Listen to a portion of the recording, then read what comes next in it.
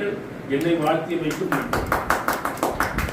ஒரே விஷயம் நான் சொல்லணும் என்னன்னா, ஐயா ரொம்ப நம்ம மக்களுடைய கல்விக்காண்டி ஏகப்பட்ட வேலைகள் செஞ்சுருக்காங்க. ஏன்னா ஐயா ஒரு கல்வியாளராக இருக்கிறதுனால அதனுடைய முக்கியத்துவமும் அது மட்டும் இல்லாமல் நம்ம பிள்ளைகளை எப்படி எந்த கட்டத்துக்கு நகர்த்துங்கிறத அருமையாக செஞ்சு அதுக்கேற்ற மாதிரி செயல்படுவாங்க. இப்போ லேட்டஸ்டாக அந்த எஸ்சிசி கமிஷன் இருக்குவாங்க, கிறிஸ்தவ தலித் மக்களுக்காண்டி மாபெரும் வேலைகளை இறங்கி செஞ்சுக்கிட்டு இருக்காங்க.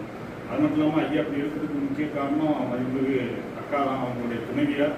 அதாவது என்னன்னா, ஒரு வேதத்தில் ஒரு வசனம் உண்டு, இறைவன் ஆதாமுக்கு ஏற்ற துணைவியாகிய ஏவாளை படைச்சாராம். அவருடைய விழா எலும்பையே உறுதி செஞ்சார்.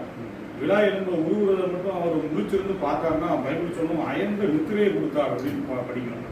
முழிச்சிருந்து பார்த்துருந்தாருன்னா அவர் சொல்லியிருப்பார், நீ என்ன பெரிய ஆளா, நீ இது விழா எலும்புல எக்ஸ்ட்ரா பெட்டிங்க தேவையில்லாத எடுத்து இறைவன் ஒன்று செஞ்சுட்டான் அந்த மாதிரி சொல்லிடுவாரு.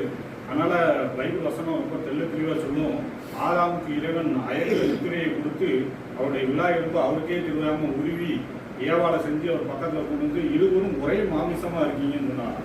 அதே போல இன்னைக்கு ஐயா இப்படியெல்லாம் இறங்கி இந்த பட்டியலின சமூகத்திற்கு இன்னைக்கு எத்தனையோ பேர் பட்டியலின சமூகத்தில் எத்தனையோ பேர் வளர்ச்சி அடைந்தவங்க, பொருளாதாரத்தில் வலுவானவர்கள்லாம் இருக்காங்க.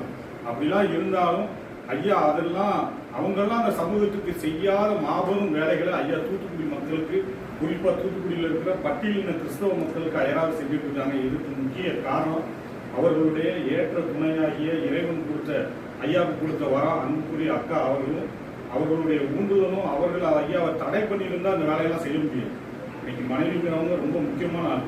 அதை ஐயா மூலியமாக தான் நம்ம பார்க்கணும். ஐயாவுடைய மக்களுக்கான பணியும் அவர்களுக்கு வர்ற உடல்நிலை கோளாறும் பொருளாதார பிரச்சனை எல்லாத்தையுமே மதிப்புமிகு அக்கா அவர்கள் அதை சரி செஞ்சு ஐயாவை ஈவனாக கொண்டு போயிட்டு இருக்காங்க. அதுக்கு அக்காவுக்கும் ஐயாவுக்கும் என் மனதார நன்றிகளையும் வாழ்த்துக்களையும் தெரிவித்துக் கொள்கிறேன். வருகிற ஆண்டு ஐயா இன்னும் இந்த மக்களுக்கு கேட்க நாதி இல்லாத மக்களுக்கு இன்னும் இறங்கி வேலை செய்வாங்க.